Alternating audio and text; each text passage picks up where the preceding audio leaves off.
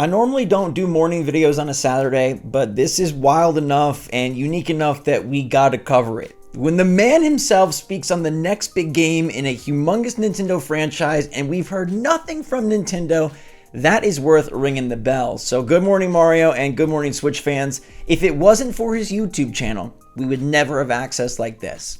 If it wasn't for his YouTube videos, we would never know. Nintendo is about as obscure and masking as possible. They love to put on the big curtain and say, like, you can't see what we're working on, and we would never tell you behind the scenes details because that would betray our development process and secrets. But Sakurai's out there just spilling on the next Super Smash Bros. So what's going on, everybody? It's Zach from SwitchForce. I think most of you are going to love this, and then I think some of you are going to say, oh my gosh, this might be strange / bad / uncharted territory. Now, let's all close our eyes. Just trust me for a sec. Okay, I want you to take it back to when you were 6 years old. The cartoons were great, the footsie pajamas were greater, and the cereal was oh so delicious. It's really hard to have that happy of a morning anymore, but today's video is brought to you by Magic Spoon, the greatest cereal of the 21st century, who's trying their darndest to bring back that yummy feeling, and they're succeeding. I've been eating Magic Spoon for 2 years now, and it is my absolute favorite, with nobody coming close. Because whether it's fruity, cocoa, frosted, or peanut butter, these boxes each pack 0 grams of sugar, 13 to 14 grams of protein, 4 to 5 net carbs, and 140 calories per serving. All right, grab my 4-pack, the variety pack, for $5 off your order when you click the link in the description down below, or go to magicspoon.com/switchforce. It's never gonna not be cool to see magicspoon.com or some.com/switchforce. These cereals are gluten-friendly, keto-friendly, and smile-friendly. I love them. My favorite is fruity. That's what I'm munching on right here, but all of them are good, and they bring you back to those awesome childhood memories, but with way upgraded ingredients. Nothing artificial. It's the perfect bite, and it's SwitchForce approved. Now, Smash Bros. Ultimate is Ultimate. It released in 2018, coming after Smash Bros. Wii U in 2014. 4 years. It's now been 4.5 more years, and we don't have a new Smash Bros. So here comes Sakurai trotting out his own self to talk about the next Smash Bros. Game. And he had some very interesting things to say. And it reveals 2 big important points. One that I think you'll love, one that I think you'll hate, but I've got some extra details that might make you not hate the one. Let's just get into it, all right? So Sakurai talked in his latest video about the question now is, what happens next time with Super Smash Bros.? He said, I mean, whatever comes after Smash Bros. Ultimate. And that right there is a sticking point, because what do you do? It's beginning to resemble a similar situation in Mario Kart 8 Deluxe plus DLC. Like, how do you top this? At least Mario Kart has the option of just going way more Nintendo characters and then, of course, new tracks. But Smash Bros. Just new stages doesn't feel like enough, especially in a franchise that has upped the ante every single time. How do you out-ultimate the ultimate?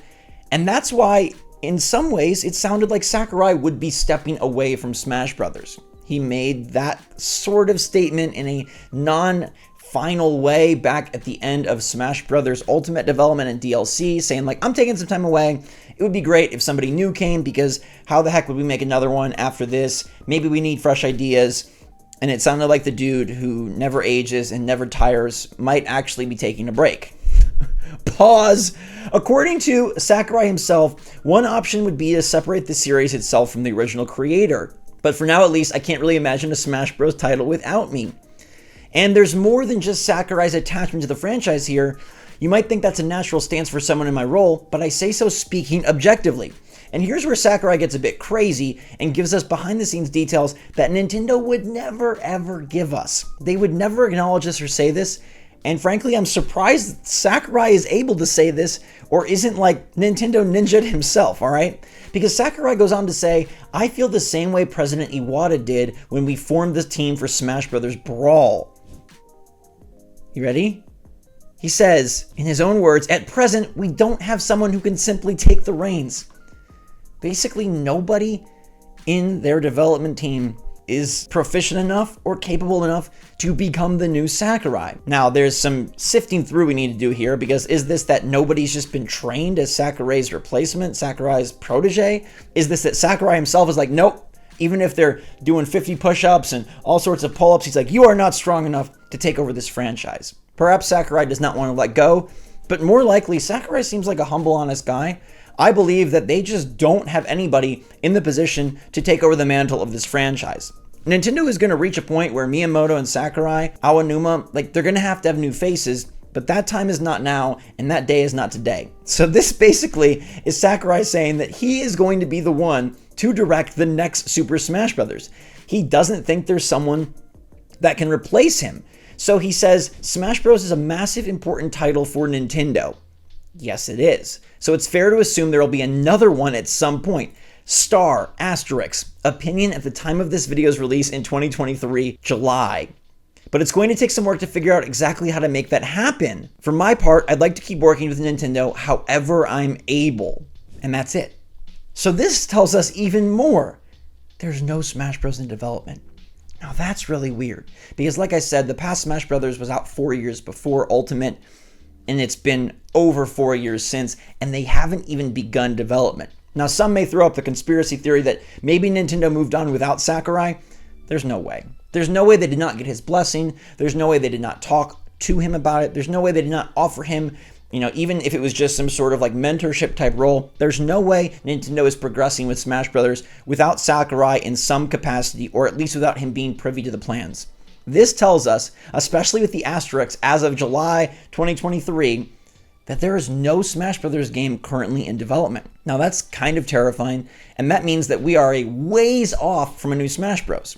I've seen some people take this and run with it and say there's no new Smash Bros. Till 2030, because we're already at 2023, it's going to be 2024, like games take 4 or 5 years, but do know that Smash Brothers games shockingly have small development cycles. In fact, Smash Bros. Ultimate, despite its epic roster and massive list of game modes, only took 2.5 years. They started developing Smash Bros. Ultimate in February 2016, and that game dropped in December of 2018.